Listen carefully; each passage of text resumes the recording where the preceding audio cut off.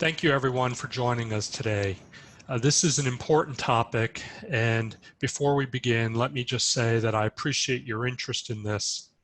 One of the benefits the Maxwell School has is we have a number of social scientists that work at the intersection of race and gender, race and communities, race and inequality, and race in different policy areas, from housing and food, employment, education, and transportation. There are a lot of steps that we and many other institutions around the nation have to take, and we have to be focused on working to avoid the missteps that have happened around police brutality, racism, and many of the needed reforms that should have happened decades ago. We're incredibly fortunate that the Maxwell School has an advisory board made up of alumni and representatives from all our degree programs, from all different walks of life, all different industries and sectors. And they've agreed to join us and help us to have a conversation that really helps support constructive and purposive dialogue and action.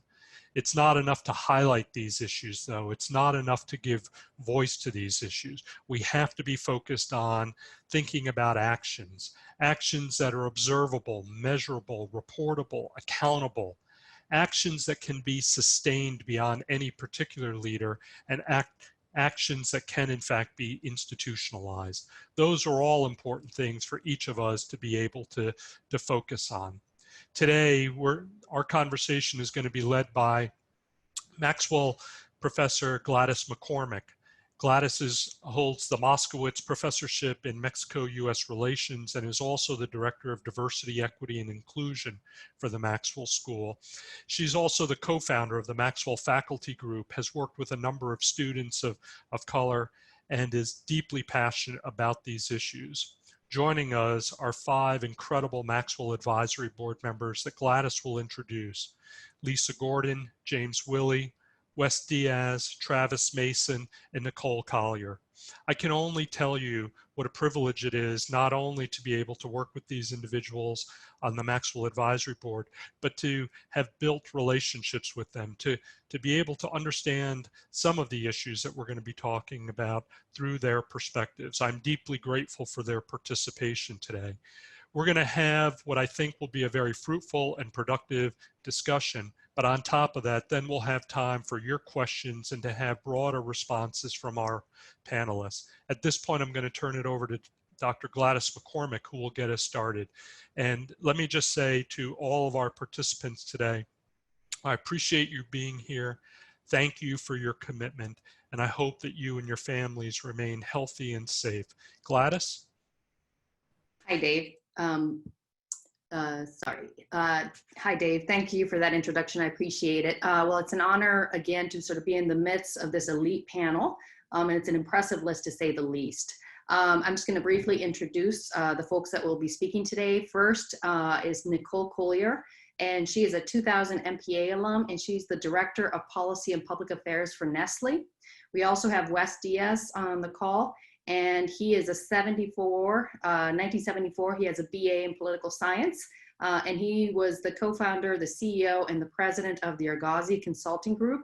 We also have Lisa Gordon, who is an MPA alum from 1990, and she is the president and the CEO of Atlanta's Habitat for Humanity.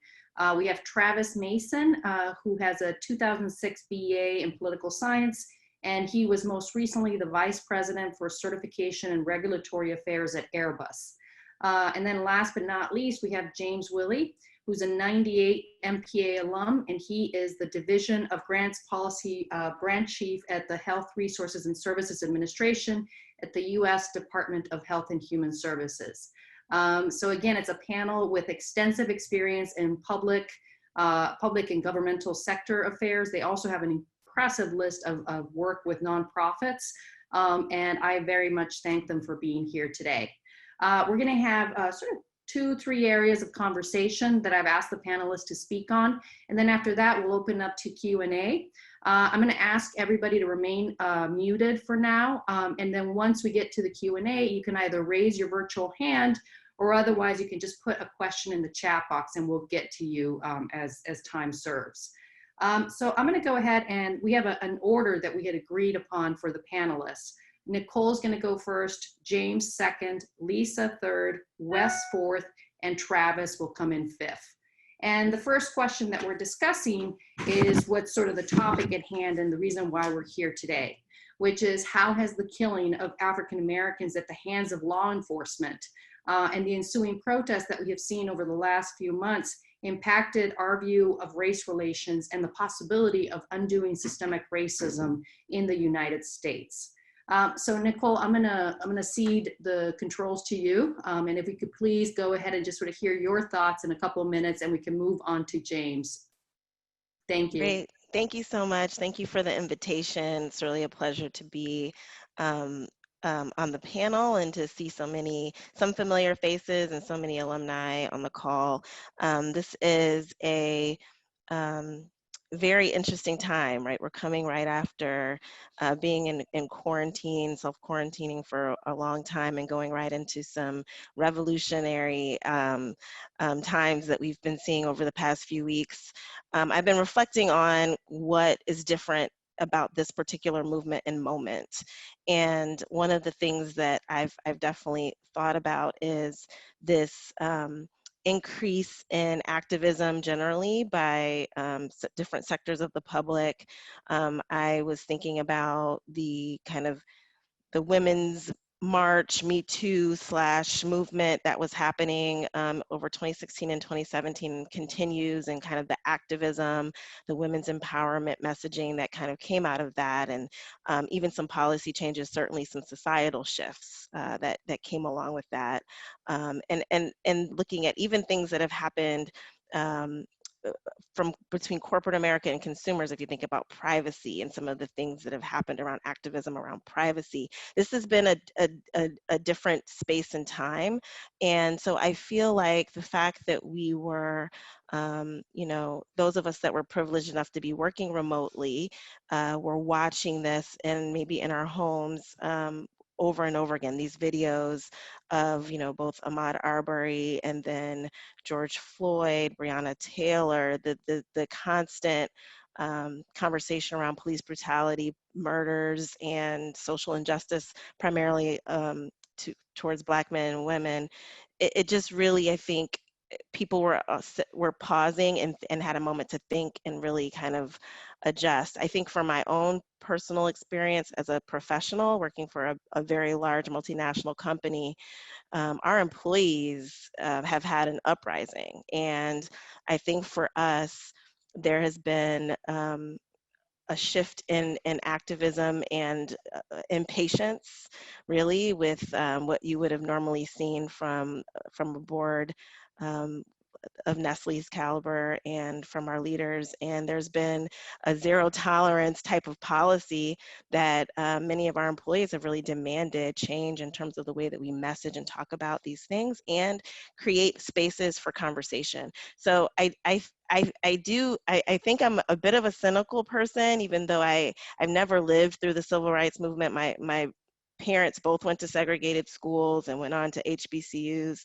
and graduate programs, but I think that this feels like a movement, and it feels different to me than some of the other marching and things that have happened before. So I am very hopeful that there's some impact here, and that that people are inspired to join this conversation.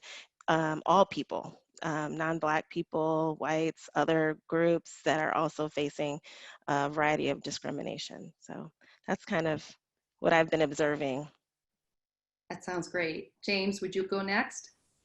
Sure. First of all, thank you for inviting me. It's a pleasure to be here and an honor.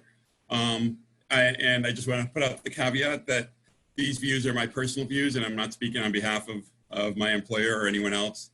So getting into it, I guess first of all, I think this has been going on. This has always been going on. At least in this country. And what is happening now is that it's being captured on camera and the people are seeing it. And once you see the video, and you can't deny, like, well, maybe he was a bad character, maybe something didn't happen. I mean, the difference right now, that, you know, in terms of looking at this, Trayvon Martin, there was no video. There's a video now of different things happening, of being able to see it and say, like, wait a second. this is not, there's no reason for this kind of abuse. And I think that's what's happening now in terms of looking at it and being able to see it, is that we have now the technology to be able to capture that and to be able to look at it and say, oh, this is not, I can't excuse this, or I can't deny it, or I can't come up with an excuse of why something might have happened. So that's one of the things I think that's happening now, is that people are sharing and seeing it, and it's not something that you can turn away from and just say, oh, there was another reason why that happened. So I think that's part of it, is that it's kind of now in everyone's face. It's kind of, you can't, say, I don't want to look at it, or I don't want to deal with this. It's there. We all have to kind of look at it and figure out what we're going to do with it, and how we're going to go about it. And I think part of it is that it's gone in some ways because of the pandemic, and because it's a worldwide issue right now, that we're all kind of in this boat of dealing with COVID-19 right now. It's also part of the spread of this movement, that it's international, it's across the world. It's an amazing thing to see. I was just watching the Premier League in England. On the back of all of their soccer shirts, it's Black Lives Matter. I mean, that's something that is an amazing achievement that happened within a month. They turned all their uniforms into that. So there's things like that it's an amazing broadcasting that's going on right now, and it's happening quicker than anyone could kind of forecast or plan out. But I think, yeah, it's been going on for a while, and it's finally kind of to the point where no one can say, it isn't, or I'm just going to turn a blind eye. Thanks. Okay, so we are hearing then from both Nicole and from James, the confluence of grassroots mobilizations that have been coming on over the past few years, the insertion of technology and sort of the advent of technology in terms of sort of moving forward, how activism and transforming activism into not just something of a domestic issue, but much more of an international issue as well. And then the attention that's being paid given the fact that we're in quarantine and we have time to look at the videos. So Lisa, can you go next? Certainly. Thank you, everyone. And thank you for inviting me to speak and share my perspective. Here in Atlanta, it's been really interesting because there's been a tremendous amount of civil unrest, and not just civil unrest, violence. And so there's been kind of the movement and the racial equity issues, and Ahmaud Arbery was here in Atlanta in a community, and it was covered up. And so it's not a situation where it was known. It was after the fact that a lot of those facts came up. And then Rashard Brooks was recently shot because he was drunk at a Wendy's, falling asleep at the drive-thru. And so here in Atlanta, which is known for peaceful protests and the heart of the civil rights movement, it's been very violent. And there was cars burned, there's businesses that have been trashed, and there's just a lot of turmoil. And I think a lot of the leadership here in Atlanta has been coming together. I have been on several calls with other leaders looking at how can we take the statements and turn them into meaningful action, and how can there be some accountability while there is this moment where there is no distractions of places to go and venues to be at, and things that normally would take people's mind off of this. You're kind of stuck home. And I do think the youth is calling parents and grandparents to just do something and stop saying nothing can't be done. I know my daughter has been challenging us here in the house, and she's been active on her campus. So I think this has been an opportunity for people to reassess. And I do think people were turning a blind eye to some of the historic issues that have confronted us. There have been other cases of videos like Rodney King years and years ago, but with the cell phones, it's capturing real time and gets streamed to Facebook. You don't have to go to the police and say, I want a copy of that video, or go somewhere else. So I think there's not a control of it like there used to be, and I think that has raised awareness. But I think people are rethinking how not speaking up has led to more systemic racism and more violence and institutional structures that people in leadership can make changes. I'm in leadership, I can make changes. And so that accountability hasn't always been there. So I think this moment is really causing for a lot of reflection and people starting to really take action. Okay, so the idea that, that fear that had fueled the sense of impunity that had gone on for so long is not necessarily as big and as scary as we thought it was. And I appreciate the fact that you're bringing that sense of sort of outrage that you're seeing in Atlanta, in part because for many of us, it seems a little bit far removed. So this is very much part of your lived experience. Wes, how about you? Wes, I think you're muted right now.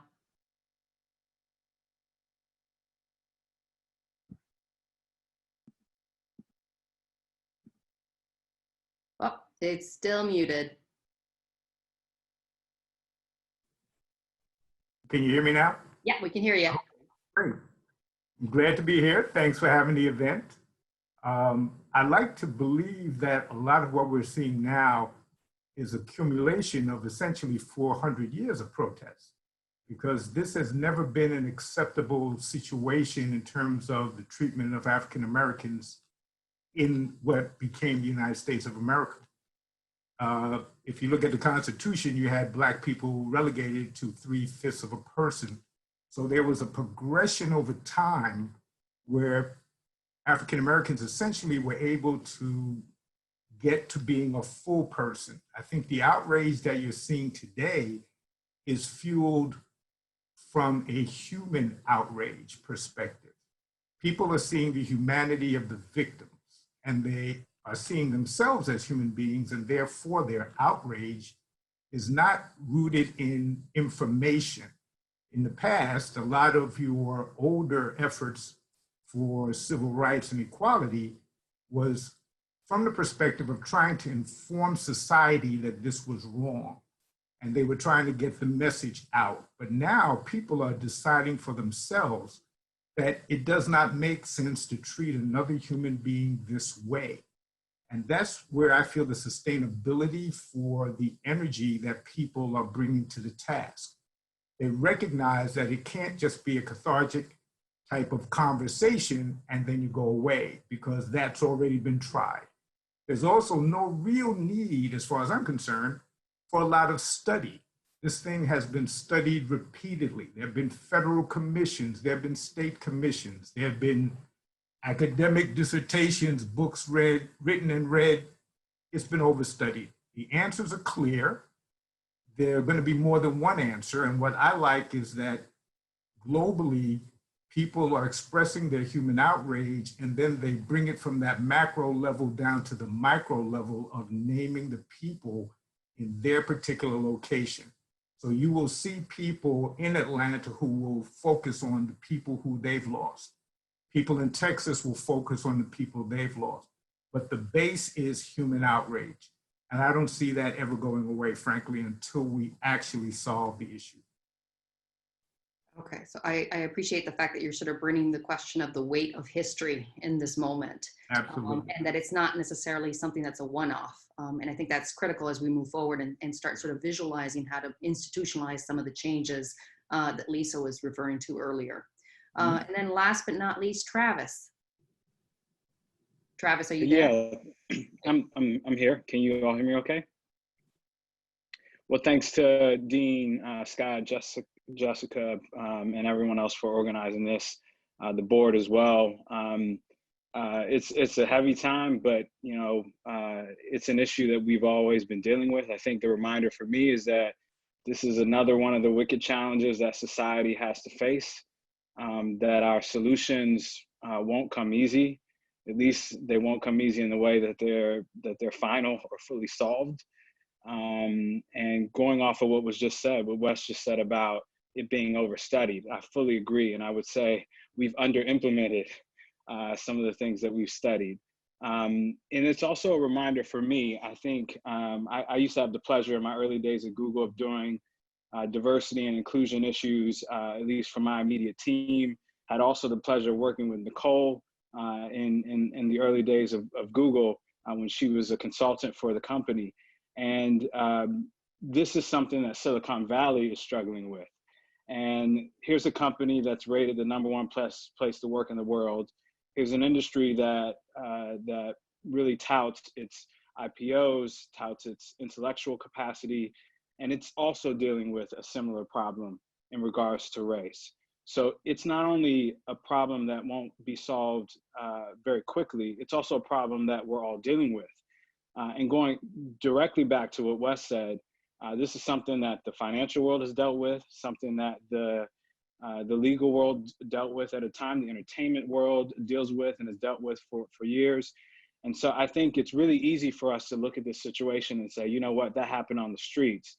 But, you know, as one civil rights advocate used to say to me, you know, what happens on the streets also happens in the suites, that this is happening in a lot of places. And we have to get really serious about dealing with it. And if the streets isn't your immediate context, there is an immediate context that I think we all have where we can think about solving some of these problems in our own ways and industries that we're all familiar with. So that's what I say. This is a really tough problem to solve. I won't admit that I have all the problems or the solutions or even one or two of them. But I will say it's something personally that I've dealt with in my own career. And I know even folks that I mentor that they're dealing with at a younger age. So we have to get serious about the problem or else it'll fester and spill into other areas of society. Okay, so the idea that not only is it overstudied, but under-implemented in the sense that we need to actually sort of move forward and start experimenting with different strategies to kind of see whether or not they actually net results. And, you know, it's both a private sector as well as a public sector responsibility to do that. This brings me to the second follow-up questions, and I was asking folks to think of two sets of questions and to pick one of them. The first one, what are your thoughts about the role of public service, specifically at this juncture in time? And then the second one is very much to sort of reflect on the specific challenges that you have overcome. And then likewise to sort of think about what is your time at Maxwell, you know, what was instilled in you here that has helped you sort of move on in the world in terms of thinking about how these issues play out. So Nicole, can you start, please? Yeah, sure. I thought about just kind of reflecting on challenges I've personally overcome. You know, I mentioned a little bit about my family and their educational experience as it relates to race, partially, but just kind of how they matriculated through schools. And when I graduated also from an HBCU and was headed straight to Maxwell for the MPA program, very intimidated by folks who were coming from Ivy League schools and what that would feel like, and also kind of on guard, I think, and just kind of ready for what I thought might be kind of dealing with folks who just didn't understand like what a HBCU was or kind of whether I should be there, just lots of different feelings about if I belonged in that class. And I also, I really didn't have that experience. I was expecting to kind of have a lot of controversial interactions with people or conflicts with people about my community and kind of where I came from. And it really wasn't that way. It was a great platform for a lot of really thoughtful conversations. That was my experience. And I learned a lot about my perception of, you know, maybe white males coming from a Harvard or a Yale or a Princeton, and whether they would be willing to hear from me and value what I had to say. And that really stuck with me. I think one of the things that I had to feel more open about is sharing pieces of myself with others. I try to do that at work even today, or in different organizations where I'm a part of leadership, or you know, providing perspective from my career, my experience. I think it's, what I try to tell some of the younger employees at my job is to share some of those vulnerabilities where you feel comfortable. I think that we all can learn from each other, and you know, I've had a lot of white colleagues and friends, people that I grew up with in Syracuse, I'm actually from Syracuse, reach out to me and say that, you know, they just wanted to check on me, or they wanted to see how I was thinking about everything that was going on. We had a neighbor come by yesterday that was like, how have you guys been taking all of this? And almost all of those conversations start with, you know, I almost didn't reach out to you because I felt uncomfortable asking you about this or speaking to you about it. And I've tried to really be open to those conversations, and I've encouraged other people to be open to those conversations, because it's the only way that we break down, you know, kind of the mystery of race and why it's so difficult for us to have a conversation about. It really shouldn't be difficult. You know, we've had a lot of conversations at my company about why we've been more outspoken on LGBTQ issues versus issues that affect the Black community, and we've had a lot of difficult conversations about why that's more uncomfortable for people. And I think the only way you erode that is by having the conversations. I think that's kind of my takeaway is we all need to be a little bit more open. I mean, that sounds very kumbaya, but I think that I think it's real in situations like this. I think it sometimes can block change. Definitely. And I think the flip side to that, and perhaps we can talk about it during Q&A, is to actually recognize that when it does become personal, it can be exhausting. It can take a toll. And I think it's wise, especially for those alumni who are on the call, who are alumni of color, to sort of think about what you can do to sort of protect yourself and kind of keep your energy up, because this is going for the long game. Yeah, absolutely. How about James?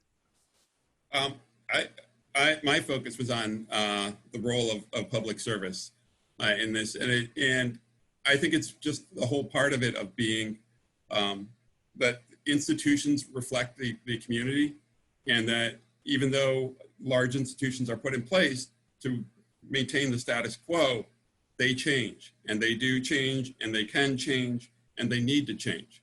And that's one of the things that being a part of it, everything being in the streets helps push that pressure on, but also being within every agency you're in, with every business you're in, with every community you're in, is just figuring out how to also do that and how to move that forward and push that.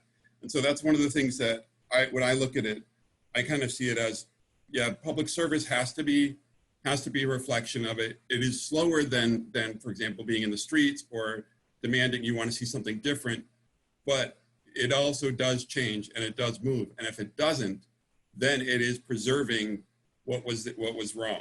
And that's one of the things, you have to keep it pushing at it and keep moving at it. And that's one of the comfortable things as you advance in your career, is you start accumulating power, you start accumulating resources, and you're like, okay, it's not so bad. But when you stop to say like, no, wait a second, you know, it could have been me out on the street. I could have been knelt on. I could have been killed, you know, for any reason, you know, because I didn't, you know, and one of the things that people often say is, yes, you wear a tie or you wear a suit because that is protection. And that shows that you're an elite person, and therefore you are not, you know, you are above being on the street or someone doing something to you. It is one of those things that we realize there's a lot of things going on. It's not just race, it's socioeconomic, it's whatever your comfort zone is, trying to step outside of that and figure out what needs to happen. So yeah, when I look at that, I think of, you know, every institution you're a part of, whether it be religious, whether it be a business, or whether it be just a community group, all of those are pushing. You need to be pushing, and you need to be active. And, you know, as they say, being woke and being, you know, not just kind of being passive and saying it's okay, you know, they didn't really mean it, or it was an off-color joke, I'll let it go. That's one of the things now we're realizing is every time you let it go, it might be pushing, someone might take an extra step, and that extra step might be doing something really harmful, or just even minor cuts that fully, you know, work on people. So it is everyone being aware of it, and everyone realizing that they have some responsibility for it. And not just being able to say, I'm going to focus on my personal relationships, which is great, but also all of the connections you have, whether they're institutional or whether they're at work or whatnot, but really kind of everyone taking that initiative to say, I got to say something and I got to do something if something's not correct here. Okay, James, so you're talking about sort of the role of public service in terms of transforming culture. And I think I appreciate the fact that you started putting on the table those sorts of notions of culture as being expressed in microaggressions, but then also to sort of think about the fact that it isn't just on the shoulders of 1, 2, or even 100 individuals, that you need institutions in order to make it a sustainable change. Lisa, can you comment next? Yes, I gave this question a lot of thought, because I think in public service, there's a lot of public policy that reinforces some of the situations that we see happening. And with that, to unwind it, it takes a lot of resources. And it's still, as soon as you start having to invest more resources to undo something, then people say, oh, wait, we can't do it. And then you get the watered down version of it. So in that respect, one of the things I see is not enough diversity in multiple rooms. So I'm involved with a lot of activities here in Atlanta, but you'd be surprised in many of those instances, there's a lot of diversity, say in a membership, but when it gets to leadership, like board chair or governing committee, there's no diversity there, or there might be one person. And that's where the decisions get made. And I think the same thing can happen in universities and governments, in businesses. You know, the higher you go up, the less diversity that you see. And there's got to be more focus on the pipeline for diversity and being able to make sure that there's leaders that are ready to take those spots as they come open.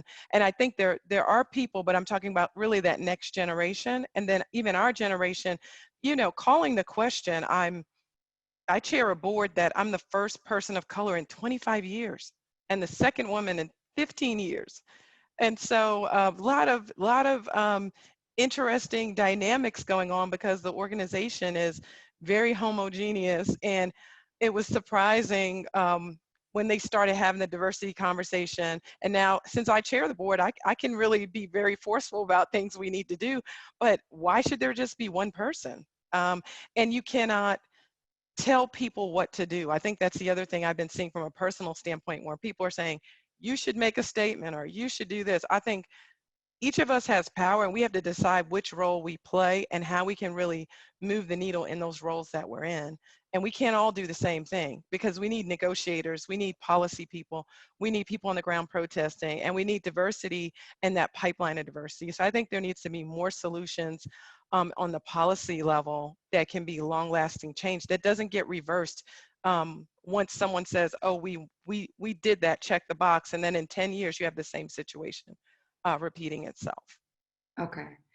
So perhaps if time permits, and I think this actually, some of the questions that are coming in our chat are referencing precisely what you put on the table. And perhaps we can think about the role of affinity groups, of mentoring that sort of happens both informally and more formally. You know, what can we sort of actually do in terms of sort of netting that pipeline go up? Wes, how about you? I thought about this more from the personal standpoint, because it seems that we need to really anchor that all of this controversy, all of the atrocities are really about human beings interacting with each other.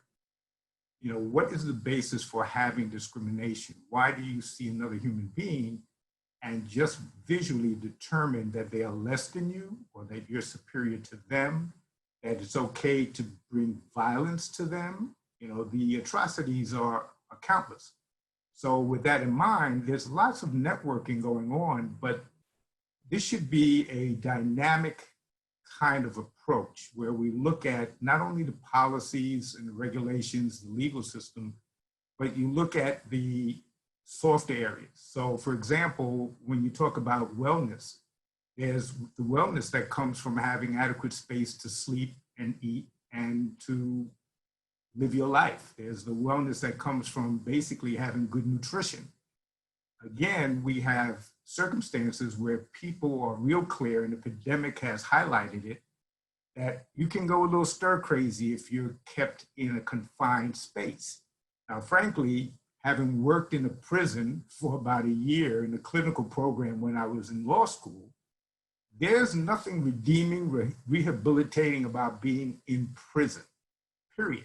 So the notion that that is a response to a societal issue needs to be revisited and needs to be changed, because you've got people who have more than adequate space, and I won't go into square feet, and we're watching TV, we're on our computers, we're playing video games, we have meals that are nutritious, we have meals that we're interested in, and we're still agitated.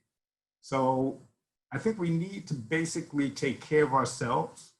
There are a lot of illnesses that have been attributed as causes connected with the outsized impact of coronavirus on the Black community. Well, many of those things are related directly to the quality of healthcare and the nutritional choices that are available. If you have one supermarket and you cannot get to that, where there's healthy food, and you keep going to the corner bodega or whatever else, there's a lifetime of impact on that. If you don't get good prenatal care, I mean, it just goes on and on. So I just say people need to take care of each other. We need to take care of ourselves. And we need to make the system accountable to that so that it doesn't take gentrification for you to get a high quality supermarket in your neighborhood. Okay, so just because we are actually having quite a few questions come through, I'm gonna go ahead and move on to Travis. Mhm. I think many of the points have been said. I'll just address it from a policy perspective and say, if we tried to pull this conversation together 5 or 10 years ago, we'd probably spend 15, 20 minutes trying to get everybody connected. Today, it's a lot easier. Today, it's a lot easier to have a video call. You don't have to pay for every text message because technology has advanced in a way that many of us can point to where we were when it was what it used to be, and we can see the benefits today. When you look at government and rulemaking and the regulatory and the policymaking process, that has not changed. Software, when you get a new piece of software, they update the software. You get version 2.15 or 2.56. There's a constant life cycle of making that product better, more enlightening, more feature-based, taking away things that don't make sense, putting in the things that matter. And our regulatory and our rulemaking process does that. But the question is, does it do it at enough speed? Does it do it in enough areas where things really change? And I think the challenge for us is to not get so obsessed with the game of politics, but to really, like an engineer goes to school to really solve, to fix a problem that's creating even more problems. And that's the system of government. So I think our responsibility as policymakers is to really think through how can we reimagine, revise our system so that these sorts of problems don't fester. I didn't know that there were rules for what type of policies a police officer can use or what type of holds they can use when they lock someone up, but that exists. And who knows how long that rule was on the books after probably many complaints. So we know the system is not functioning as well as it does, at least our change system, as well as it does for technology and other things. And I think, again, the challenge is for us to really, imagine a system, a political system that can also change and really realize the promises that we ourselves put in the Constitution, that we ourselves put in the institutions that we work for. I think people aren't frustrated because they see something wrong. I think people are really frustrated because they see a promise, they hear a promise, and they can't touch it and they can't realize it when they see so much other things in society progressing. So I think that's the real challenge for us as policymakers. Okay, so we're gonna move on to some of the Q&A, and we have a few questions that have come through the chat box. I'm gonna let Scott take the first one, and then I'll take the second one for our panelists. Scott, are you there? Thank you, Gladys. This is Scott Barrett, Associate Dean at Maxwell. And Travis, I agree. We had this idea of bringing everybody together about 10 days ago or so, and here we are just a handful of days later and have 100 or more people talking about it. So thanks for that point. A lot of questions in the chat box. First one was from Judy, and she notes that she participates in an educational group of about 200 women. Anyone can join as long as they wait their turn, and the number is capped at 200.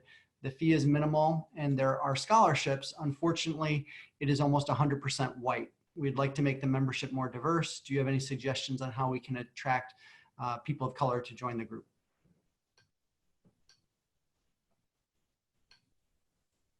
Any member of the panel who'd like to address? James? I can make a start on it, is that you have to be intentional. I mean, that's one of the things now is it's not, and I think which has kind of been pointed out, is you can't wait. You can't be like, it's going to evolve into it. Eventually it'll grow.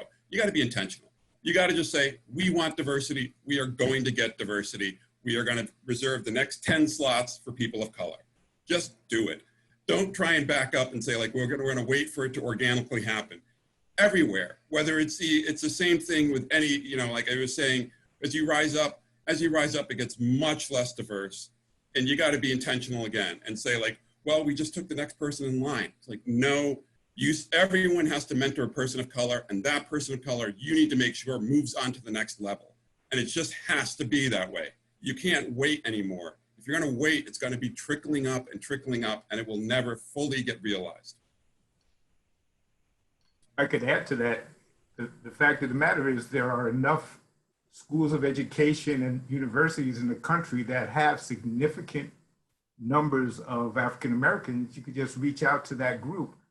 It sounds a little bit disingenuous when someone raises that particular question, because as Travis pointed out, with the connectivity we have in social media, to say, how do I reach a constituency that I would like to engage, it's almost, how would you not know how to do that? See, and I think that goes to the issue of intention and a commitment to have resources to get it done. Okay, that sounds great. I think awesome advice all around. Kathy Dykoff has a question, and it's coming off of the heels of what's going on Facebook. You'll notice that a lot of advertisers are pulling back from Facebook, and there's now the July boycott in talks. So her question is, how can citizens and consumers hold large companies accountable for diversity, equity, and inclusion? In other words, how can we actually sort of take corporate leadership to task to move forward?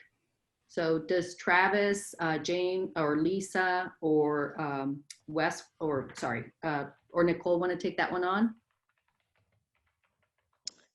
I'll start. I mean, I think, you know, certainly I can only speak for like where I work now, but I think that, you know, we pay very, very, very close attention to social media and how we're being tagged in social media, whether it's Twitter, Facebook, any of those kind of popular platforms. Like we have teams of people that just look at that, and it does get raised to a very high level. And I know, you know, being somewhat familiar with the tech sector and some of the hospitality sector, that is also the same. You know, consumer-facing companies are held to a different scrutiny as it should be. And certainly, I think there's something to be said for like big campaigns against companies, but, you know, I would say we've been moved to do things by much smaller groups of people. And so I think, you know, being vocal about where you think, you know, your favorite company, your favorite consumer brand, or just something you see as egregious out there in the private sector, you should speak up. You should use the platforms that are available to you to do that. And if you have the platform yourself within your network and it means that much to you, I think this is kind of how grassroots activism gets started. Talk to your neighbors, your friends, your college classmates about what you're seeing and observing as well. I think that really is meaningful. I would just add to what Nicole has said, that I think you have to be really intentional about what would change look like. And so a lot of the companies came out the gate with a lot of these very strong statements, like we stand with the protesters, we think Black Lives Matter, and a lot of other, great statements. Some of them extremely strong from organizations, in my opinion, that have been extremely conservative in the past. But then when you look at their board of directors, the board of trustees, you look at the executive team, you even look at the senior management and the next level, you really don't see any actions that really mean that those companies are going to take those steps. And I think that's the first thing is just to say, what are you going to do? And I know there's been some companies out there who have been exemplary in it. So there are examples when a company means to have diversity on its board, in its executive team, and throughout its company. There are plenty of profitable companies that have figured it out. So I think if you're going to take it on, you should really do a little homework about what you're asking that company to do. And if you're a person that supports that company, why is that important for you to share with them that this is a value, and you're going to put your money behind organizations that have values that align with your own. So I do think there are good examples and there are bad examples, but right now we're getting lost with all of the statements. And I think the statements have to move to meaningful action and change and really decision making, because the diversity and inclusion officer can make recommendations, but if they go to a board that is not diverse, then the decisions get watered down, or they get delayed, or they get tabled. To Wes's point earlier, that there's a lot of studies, and it's really about implementation at this point. Okay, so we have a couple of questions that are related, and I think that it's great because they kind of piggyback on the comments so far. Char, Heron, Shara, and I'm sure I just butchered your name, so I apologize, and Michelle Walker Davis are asking specifically about sort of mentoring and sort of supporting folks of color. Like, how do we support ourselves? How do we mentor ourselves to sort of move up into other leadership opportunities? And specifically, the question too, it's sort of focused towards Black women into leadership positions. So I'm wondering if any of our speakers can sort of ask about what can we do as people of color, as folks of color, as professionals of color, to sort of help each other? Like, what sort of practical pieces of advice do you have? One practical thing I would say is don't give up. Usually the person you want to be mentored by is probably not the person you need to be mentored by. I've had many situations where I thought that was the person that I really wanted to give me advice and support me, and ended up being their number two, or ended up being someone even better, or someone different. So I would say it's just like building a friendship. In fact, that's what I would call it, because that's what you want it to be. And if you have a friendship that's built overnight, it's very cheap and it can go away overnight. And I think not giving up is really a key. There are even a couple people on this call who have mentored me, and our friendship did not start off that well. It's since ended well. So I would say don't give up. Set your targets, set the type of people you want to be mentored by, or even who you want to be mentored. And I'll make that point that I don't mentor folks because I love it all the time. I mentor people because someone did it for me and it made a huge difference in my life. And so I give up my comfort sometimes. Sometimes I give up my sleep to talk things through with the folks who are younger than me. And I think we both need to be, mentored, but we also need to mentor others. Do any of the other panelists want to sort of chime in on that? I just wanted to add one thing. I have several people that mentor with me, and I think Travis is 100% correct. Most of them start out as friendships, and I think you can have mentors, but you can also have trusted advisors. I have people that are, very, very well established, and those folks, I would call them trusted advisors. If I get in a really tough situation, I can call them, and they will give me some advice, but I don't mentor with them where I speak to them all the time or they give me career advice. They're just there as a sounding board, and they also kind of tap me to help them with things. So if there are things that they need, they might tap me to help with things. And I think the second thing is people should also invest in professional coaching, because it is not, mentoring is one layer, but I think there are some blind spots that people have and some professional development that they have to do, and they can get coaching that will really help them move in their career. But certainly I think you do have to have a relationship with someone. And to Travis's point, if someone invests in you, that might be a good mentor, but they might not look and talk the way you think they should. Okay, so the next set of questions, I'm going to group Devashish Mitra with Mariah Bermale. And I should say, hi, Mariah. She's a former student. And the question on the table actually asks you to put your Board of Advisors hat on, as both current and former, to sort of think about outside looking in. What sort of advice do you have for those of us who are sort of addressing some of these issues in educational institutions, who are intending to sort of address issues of systemic racism? So who wants to take that one? I'll start. Never underestimate the importance of your peer group. I think when you're in the situation, there's a unique perspective to understand the true scope of what you're battling. And your particular peer group has great information. This relates also to the mentoring issue. For example, Syracuse, through the Our Time Has Come Scholarship, does have a mentoring program for the participants in that group, and I've been involved with that for quite a few years. And almost all of those relationships have lasted after graduation. So you continue to be, you may start out as a mentor, and depending on that particular relationship, it can evolve into the advisor sounding board. And everyone is always reaching up and down and across, would be my point.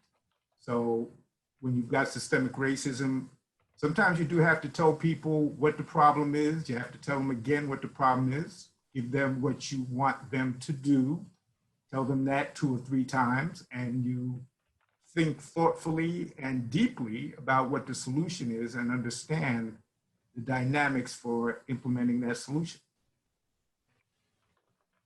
I would just add, one thing is just that don't make it your own mission. That find other people, connect with other people, where, you know, whether it's find another group that you can join and have that support, because trying to be the one person bandwagon is exhausting and it's depleting, and you end up using all of your resources just to survive. Whereas if you connect with others, that might not be necessarily, you know, the older mentor. It might be your peers, just somebody else who can support you and say, yes, this is important. Mm-hmm. But reaching out is a big part of that. Yeah, just as a quick piggyback on that, I think, you know, keeping your eyes and ears open for allies and champions in the audience that you're trying to get as well. I mean, I think we have a tendency to say, okay, we're going to go to the highest leader of an organization and give them our demands and our concerns and give them the evidence of the things that are not right with the organization. I think that's something that you have to do. I think also sometimes there are kind of allies and champions around the leaders or people who have a particular unique voice that if you can observe their power, you can also, you know, work to get them to be an ally to your message so that you kind of broaden your coalition, so to speak. You know, that has to do with kind of observing who influences the influential people that you're trying to have hear your voice. That's, I think, important. And I think the only way to really do that and to identify those people is sometimes to take a minute and listen and look around and actually listen to who's speaking. And sometimes it's hard to do when you're in the emotion and the adrenaline of, you know, being in the streets, as Travis and other people have said it, like you're in the fight and you can't really stop to hear, well, who else is out here with me? Okay, so one final question before we have to start wrapping up, and this is actually key, is that what companies or organizations out there are doing it right? Can you think of anybody who's actually sort of doing it correctly or something that you would recommend?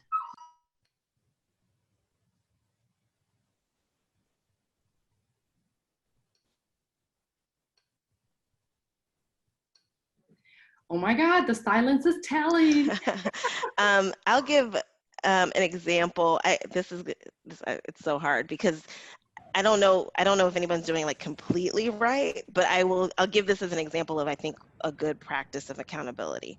So, and this has to do with the tech sector, who is like known for not being diverse and has probably dealt with this issue earlier than other companies due to a tremendous amount of pressure, both from Congress and the public. I think that there was a period of time, I don't know if this still happens, where they were having to report on some type of consistent basis to government, I think it was congressional committees, on their board, what their board diversity looks like. And the survey would go out, Travis might remember this, others people, the survey would go out to the leaders of the big tech companies, and they would have to, I mean, you couldn't not respond because that would become a press conference within itself if you didn't respond, but you would respond about like who was on your board, and then there was someone kind of keeping track of that. I actually think that we do need some third-party accountability on some of these issues, particularly as it relates to leadership, to diversity and leadership and boards. I don't really know that the companies can hold themselves accountable on their own. So I liked the fact that there was this kind of expected accountability for them. I'm not saying that it solved everything, because I know there's still a lot of issues with diversity and leadership of some of those organizations, but I did feel like that, for me, felt more satisfying to see them have to do that every year. Okay, so I appreciate the fact that you sort of finish up with this notion of third-party accountability, because that sort of seems to be critical as we move forward. And I think it's also, again, to sort of magnify the fact that it takes a little while for us to sort of think of folks who are doing it right. And that is a huge, huge thing. So we have a hard stop in a couple minutes. So I'm going to go ahead and thank our panelists so much for taking the time this afternoon to speak with us. And I'm going to let Dean Van Slyke have the last word. Dave, are you there? I am. Gladys, thanks so much for facilitating this. Another great job that you've done. And just want to say how proud I am of Lisa and Nicole and Wes and James and Travis, and really appreciate you joining with us. Every time I speak with our group, I learn even more. And I think what our group said today really comes through so loudly. This isn't only about institutional commitments, though those are important. It's really to confront head on, in some cases top down, leadership directed, that racist policies have led to a set of systems and structures that have had long-standing pernicious results, and that we're not going to undo these with one magic new policy, that it's going to take real accountability. And real accountability starts with every single one of us on this call today. It starts with who and the actions that we take. It's very easy in our performance-based environment to spend a lot of time counting activities. It's actually much harder to actually hold ourselves accountable for actions that can lead to sustained changes. But I think, as every one of our panelists said today, sustained changes aren't going to be done by us alone. It is important to have institutional commitments, but it's also the way in which we work with one another, the dignity and respect with which we treat one another, how we mentor and develop others, how we are mentored and developed by others. And this isn't always, hierarchical in the sense that I'm mentored by a person with much more power, prestige, or greater age. One of our participants today is a young graduate named Alex Dimas. Alex has been an important friend to me and I would say a mentor, just as our advisory board members have been. Alex is considerably younger than me, and I don't think that makes him any less of a mentor. In fact, in many ways, it makes him an even better mentor to me, because he's helped me see a number of issues through his eyes. My point to all of us is the Maxwell School is something that this is a work in progress. And if we find ourselves feeling a bit melancholy about our own progress, that should reinforce our own spirit of how we want to get engaged, how we want to be productive. And I think, as James said when he first started the conversation, his viewpoints are not those of the institution he works for. He loves the institution he works for, but it's also an issue of how we get involved. It's being productive, it's being proactive, and it's finding ways to change.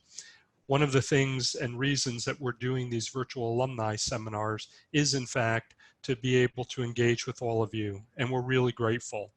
You'll see and hear more from us and from Gladys as she begins her work as Maxwell's Director of Diversity, Equity, and Inclusion. We're already thinking about what our strategic plan should look like. But it won't be one of those strategic plans with 100 goals and 600 activities in time period 1. It'll be things we really work on. We make a commitment of time and labor and energy and resources, and it's something we're going to hold ourselves accountable for. Thank you for joining us. Thanks for being great citizens, and I hope you all stay healthy and well. Thanks, Gladys, and thanks, everyone.